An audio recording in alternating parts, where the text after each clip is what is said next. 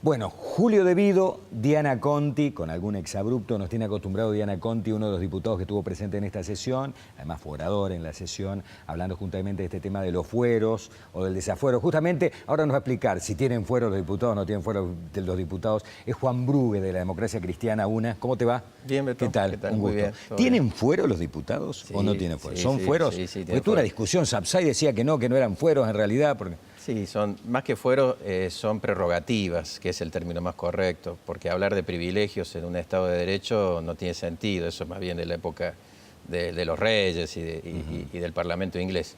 Sí, tienen prerrogativas. Las tres prerrogativas son la inmunidad de opinión, o sea que ningún diputado o senador puede ser molestado por la justicia, por las opiniones que vierten en el ejercicio de la función. Tiene inmunidad de arresto, o sea, no puede ser arrestado, salvo que sea encontrado infragante delito. Y en ese caso, bueno, se da comunicación a la Cámara y la Cámara decide qué se hace. Y también el artículo 70 prevé que ningún diputado, mientras está en el ejercicio de la función, puede ser sometido a proceso judicial. A veces no es un exceso, es un exceso. Pero eso viene en 1853 y anteriormente, o sea, no es algo que lo hayamos inventado en esta época, son cosas que vienen de su tiempo. Bueno, esta última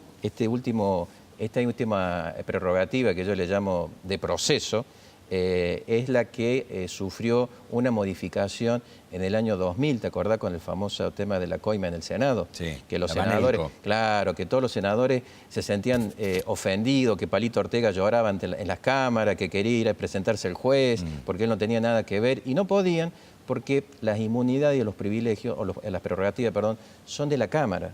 El dueño de eso no son los senadores y diputados. Ningún diputado... Sino que es el cuerpo. El cuerpo. Yo no puedo renunciar de mis prerrogativas. A mí me la tienen que sacar a las prerrogativas o renuncio al cargo. O sea, una de las cosas. O renuncio al cargo o me quitan las prerrogativas. Lo que ayer aprueban es la posibilidad de que sea allanado el domicilio o los domicilios De Vido, nada más que con eso. Motivo de ese... Que finalmente fue allanado claro, el día viernes, con ¿no? motivo de ese problema que te dije recién del 2000, se sancionó una ley, la 25320, que dice eso, que los juicios ahora pueden seguir contra todos diputados y senadores y eso sí, si tienen que ser arrestados, hace falta el desafuero, porque sigue estando la prerrogativa de arresto, que no puede ser arrestado.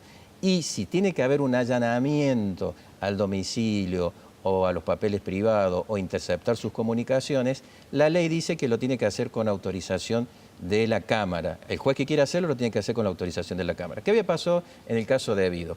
El juez ordenó un allanamiento, pero el abogado de De Vido se presentó y le dijo, oiga, De Vido es diputado, usted no le puede allanar, le tiene que pedir a la Cámara. De Vido desmintió eso y después mostraban el paper en cámara, ¿no? De que había existido. El diputado Tonelli mostró efectivamente de que el abogado de De Vido había dicho eso y ahí dio marcha atrás el juez. Acá el problema fue que el juez no pidió a la Cámara después que se autorizara. Y ahí empezó la discusión constitucional. Si la Cámara podía, por haber tomado conocimiento de que un juez quiso allanar y no pudo, pero a pesar de eso no le pidió autorización a la Cámara por sí solo lo podía hacer. Y ahí empezaron las interpretaciones constitucionales y justamente me tocó a mí hacer una fundamentación constitucional de que sí, efectivamente, la Cámara podía por sí solo avanzar en este tema, habiendo tomado noticia de la existencia de ese impedimento. O sea, la Cámara dice, sabemos que un juez quiso allanar y no pudo, no nos pidió formalmente, pero nosotros entendemos de que por la transparencia que tiene que tener la función pública, por el hecho de que todos tenemos que estar a disposición de la justicia, la Cámara avanza en ese sentido. Y yo di mi fundamentación constitucional, que fue justamente después de que habló De Vido. Después que terminó de hablar De Vido, me tocó a mí... Quedaste en el fuego cruzado, justamente. Me tocó esa parte de Vido hacer... dijo, yo no soy cajero, como ustedes lo escuchaban. Después Alicia López, que está ahora trabajando para el gobierno en el tema de la AFA, de la normalización de la AFA y las irregularidades en la AFA, por el fútbol para todos, dijo, no, yo considero que no es cajero, porque la estructura bancaria, el cajero está abajo y este señor está bastante más Obviamente arriba, que ¿no? Algo raro hay. Yo creo que el nombre de su ministerio no está mal puesto, planificación, pero planificar una estrategia para enriquecer a los funcionarios y que tiene muchas causas de vida. Y ahí yo fundamenté también de que estos prerrogativas eran tan, digamos, flexibles en este momento, la de proceso, que al punto tal que tenemos un senador condenado. Menem está condenado. y sigue siendo senador. O sea, como para que ustedes vean hasta qué punto se llega en este aspecto y que la Cámara y el Senado no lo desaforó a Menem por un arreglo que tenía con el kirchnerismo, que tenía la mayoría, para no ser desaforado, para que cumpla la condena por el famoso tema de la venta ilegal de las armas. De cualquier manera, imagínate con la edad que tiene. Por supuesto, no iría preso. Casa, pero a lo que vamos, ¿no? es que justamente la demora de la justicia. Ahí vengo con todo. Este juicio, del cual nosotros le estamos dando una autorización al juez para que allane y que recién hoy fue y allanó a raíz de la autorización que le dimos. No va a encontrar nada, obviamente. Es un allanamiento más anunciado que no sé qué, ¿no es cierto? Me parece que fue una señal política, claro, nada más, ¿no? Es una causa que tiene 8 años. 8 años. ¿Qué hizo el juez antes de todo esto? Nunca pidió. Nada, hacer funcionar el poder como son lamentablemente la mayoría de los jueces federales en la República Argentina. Esto, digamos, no es una opinión, es objetivamente demostrable, ¿no?, de que han actuado así. Sí, lamentablemente ese es el tema. Ahora entonces hay un activismo judicial, así le llamo yo. O sea, los jueces se despertaron y dijeron, bueno, tenemos que investigar, tenemos que buscar esto, tenemos que procesar, tenemos que imputar, tenemos que... Pero no sé si tanto, Juan, porque vos fíjate que en los dos casos más resonantes, porque la evidencia les pegó un cachetazo en la cara. En el caso de Lázaro Báez, porque apareció la Rosadita y no pudieron hacer otra cosa que lo que hicieron. Y en este caso, porque apareció este energúmeno tirando billete por arriba del muro de un convento. Ahora, no le quedó otra al juez que actuar, ¿no? Ahora, ¿vos te crees que el Poder Judicial no investiga? Yo creo que investiga. Lo que pasa es que no avanza. Que se investiga, sí se investiga. Es la fuerza de seguridad. Están los servicios, están los... Ahora hemos incorporado... Alguien de tu partido alguna vez me dijo, ¿vos sabés o creés que hay escuelas de fiscales en Argentina? Y digo, la verdad que lo desconozco. Los fiscales rinden el mismo examen que rinde cualquier otro funcionario judicial. Así es. Digamos, no hay escuela de fiscales. Los fiscales aprenden sobre la marcha.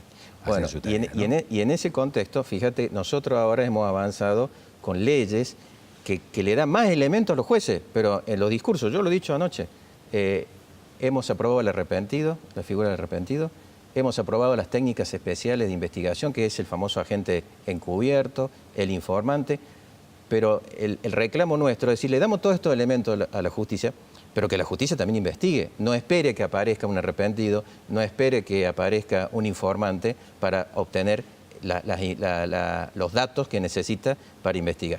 Es cierto que hay delitos que son complejos, el narcotráfico, el tema de la trata de blanca, el tema de la corrupción, que necesitas estos tipos de figuras como para que realmente te aporten datos que no lo vas a saber porque hay pactos de silencios o hay círculos muy cerrados. A ver, el crimen está organizado. ¿Va a servir esta herramienta, la herramienta del arrepentido? ¿Vos crees que va a servir? Yo creo que sí. En otro sistema ha funcionado y funcionado bien. Bueno, a ver, sin ir más lejos, en Brasil, ¿no? El arrepentido va a funcionar. ¿En Brasil está funcionando? Claro, el arrepentido va a funcionar en la medida que la justicia funcione. Claro. O sea, cuando la justicia empiece a avanzar en la investigación, sí, ahí es donde alguien se va a sentir, amenazado, porque el arrepentido no es aquel que se siente constreñido o se siente mal por haber hecho algo, no. Se quiere salvar, claro, quiere obtener un beneficio. Mejorar su situación. Claro, quiere obtener un beneficio. Y a veces en las bandas que se organizan desde el punto de vista criminal, hay personas que son un poco más débiles, que tienen duda o que entraron porque lo llevaron. Que López puede ser uno de ellos, ¿no? ¿Entraría López, por ejemplo, que era funcionario, era secretario de Estado, o no entraría, de acuerdo a la normativa que se está discutiendo? Nosotros dijimos que todo aquel que esté imputado en un proceso puede ser arrepentido. Bien. La última, 30 segunditos nada más. El dinero que se han robado eventualmente el día de mañana, ¿puede volver al Tesoro, puede volver al Estado para que sea distribuido como corresponde o no? Hemos aprobado este jueves a la noche otra nueva figura que se llama la acción de extinción de dominio, que es una figura que existe en otras partes del mundo y que viene funcionando. En el caso de Colombia, a través de este mecanismo se recuperó 11.000 millones de dólares, 11.000 millones de dólares de los narcos. Una fortuna. ¿Cuántos puntos son del Producto Bruto? Eso, 11.000 millones de dólares. Sí, en Colombia se me ocurre que debe tener una economía más chica que la nuestra. Debe ser. Ellos tienen el problema del narcotráfico. Nosotros tenemos el problema de la corrupción. Porque ahí donde tenemos el narcotráfico también pero la corrupción fue la que creo que le ha ganado por goleada al narcotráfico. Lamentablemente. La corrupción, al ser estructural, impacta en muchos ámbitos Y cuando hablamos de corrupción no son solamente los funcionarios, son aquellos que, porque para que exista un corrupto, un funcionario Tiene corrupto... que haber uno que acepte pagar un sobreprecio. Tiene que haber un contratista Claro. que acepte pagar ese precio. Sí, decir, a ver, en realidad no lo saca de su bolsillo, ninguno de ellos lo saca de su bolsillo y dice, bueno, yo acepto, ¿cuánto tengo que poner? Vale 700, bueno, en realidad vale 1.300 son para... Y de esta manera funciona, no es que saque el Seguro. empresario argentino de su Esta bolsillo, acción ¿no? simple, denunciado un funcionario o denunciado un narcotraficante o denunciado una persona que haga trata de blanca, de persona, perdón, o denunciado un despachante de aduana, porque son algunas de las figuras que se han previsto, ya el Estado, a través del Ministerio Público, a través de un fiscal especial, inicia una acción civil, le embarga los bienes, se los ejecuta y el dinero que se obtiene de allí va para el Estado. Me alegro que vayamos avanzando en eso. Juan, muchas gracias por haber Gracias a estado vos. con nosotros. Gracias.